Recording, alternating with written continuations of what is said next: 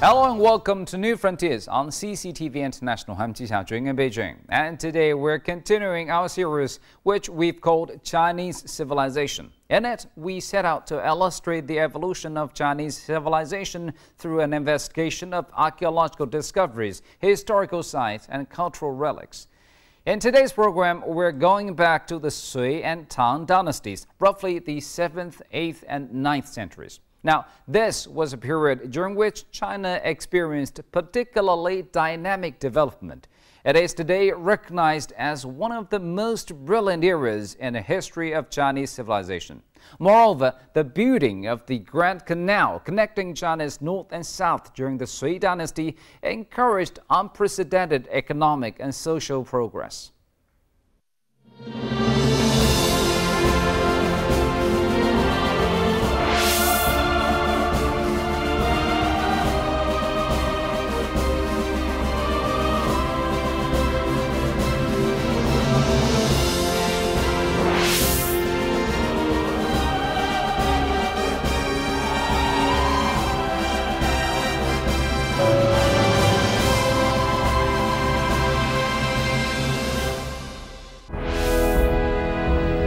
During the Sui and Tang dynasties, China went through a particularly dynamic period of development. As the country was being integrated, there were all kinds of innovations, while different schools of thought were improved upon and their teachings disseminated. There was unity among the nation's various ethnic groups, there was great stability throughout the country, and there was peace between China and foreign countries. Confucianism, Buddhism, and Taoism all coexisted peacefully, academic activities flourished, and literature and the arts in general developed more than ever before. It was a time of self-confidence in China, a time of inclusion and innovation. All in all, it was a brilliant era in the history of Chinese civilization.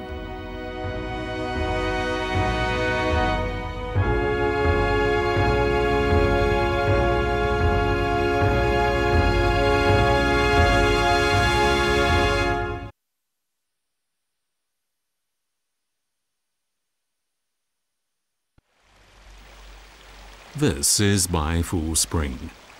Water pours from the head of the stone dragon and then flows east through Tongzhou before emptying into the Grand Canal. This spring is, in fact, the northernmost source of water for the 2,000-kilometer-long Grand Canal.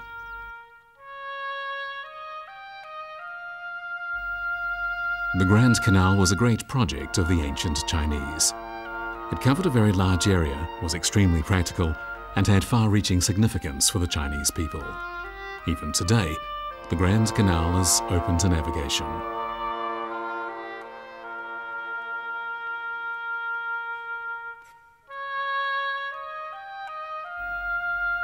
The name Grand Canal suggests a single watercourse, but it actually consists of 4 canals. It stretches from Beijing all the way to Hangzhou in South China through the Yellow, Huaihe, and Yangtze rivers, and it is true to say that after the Sui and Tang dynasties, the Grand Canal continued to drive development in China.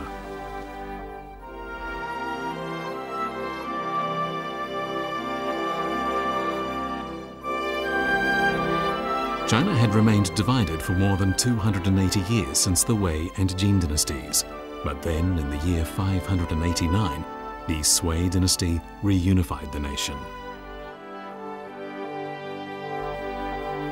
It had taken the Western Han dynasty 70 years and the reigns of 4 emperors to make the nation prosperous. But the Sui dynasty managed to make China prosperous again during the reign of its first emperor.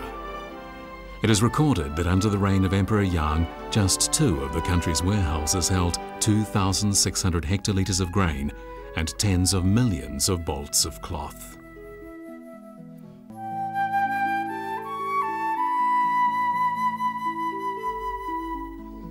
All this grain and cloth lasted until the early years of the Tang dynasty, and from that time on, Chinese historians constantly praised the Sui dynasty for its prosperity. In the 1970s, archaeologists excavating the site of the Hanjia warehouse of the Sui and Tang dynasties uncovered storage facilities for large quantities of grain. After the Sui dynasty reunified China, it constructed a system of canals to connect China's north with its south. This 5,000-kilometre-long system began in the country's capital city Chang'an in the west, extended to Zhuozhun Prefecture in the north, and to Zhejiang Province in the south.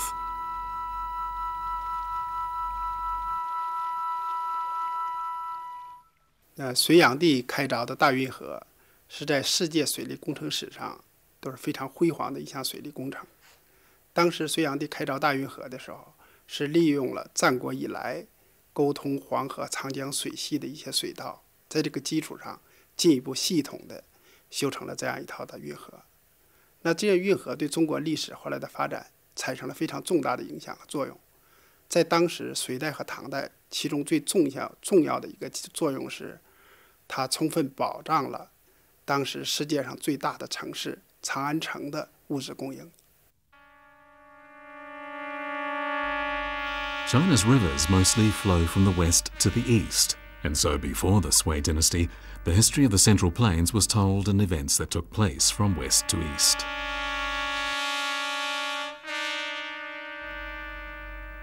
However, with the Grand Canal, China's north and south became integrated, and so from the time of the Tang Dynasty, the history of China began to be about events taking place from the south to the north.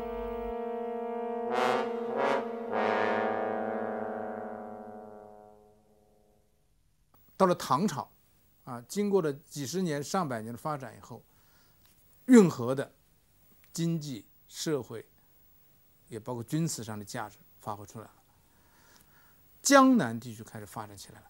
那么，如何把江南的财富运到关中，运到首善之区长安？这个如果没有运河是不可想象的。所以，运河在沟通南北、经济文化的交流。 维护国家的统一具有非常重要的作用。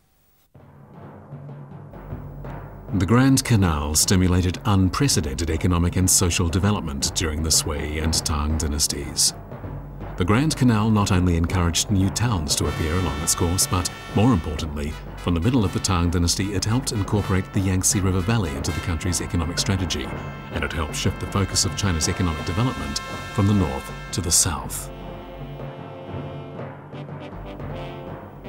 The Tang Dynasty was founded in the year 618, and it ushered in a new era of Chinese civilization.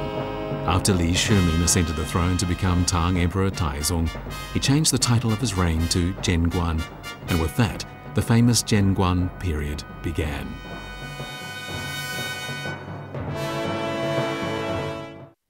The Grand Canal, by connecting China's north and south, played a major role in economic and cultural exchange. Well, the country's prosperity, both commercial and cultural, would go from strength to strength under the Tang Dynasty, especially after Emperor Li Shimin ascended the throne.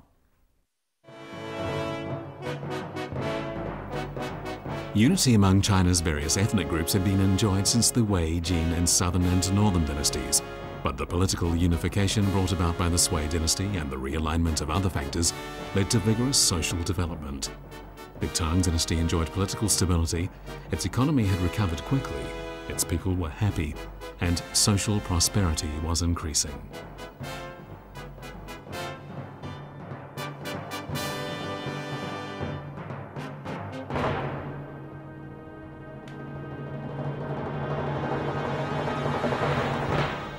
The reunification of China was the greatest legacy of the Sui dynasty, but the dynasty also bestowed many other legacies for the Tang dynasty, most notably in the areas of the political framework, the administration of land, and the encouragement of an academic atmosphere.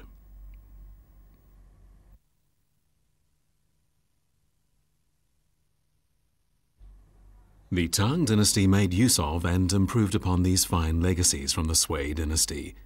However, while it is true the Tang dynasty owed many of the favourable political and economic conditions to the Sui dynasty, the Tang court enjoyed popular support that the Sui dynasty never gained. In essence, the Zhenguan reign, or the reign of Tang Emperor Taizong, stressed the importance of the people as the foundation of the nation.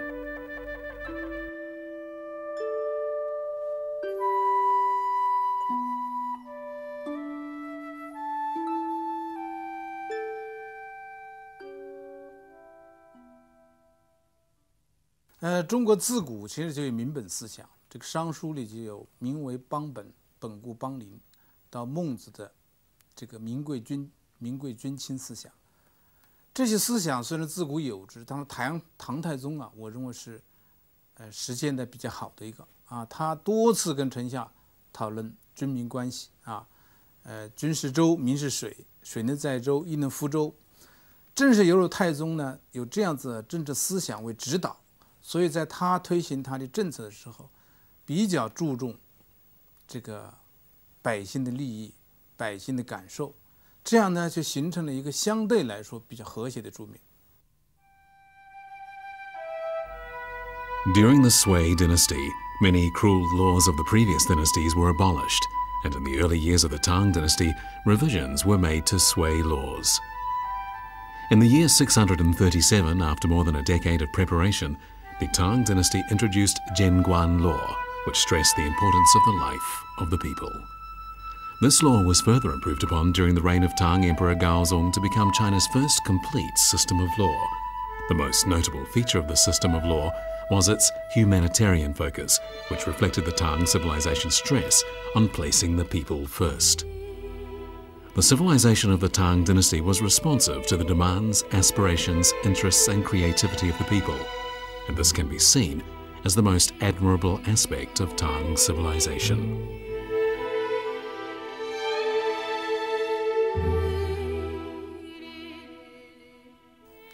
唐律的特点是，可以说是以人为本啊，废除了过去那种比较严酷的肉刑这样子东西，特别是对死刑非常慎重。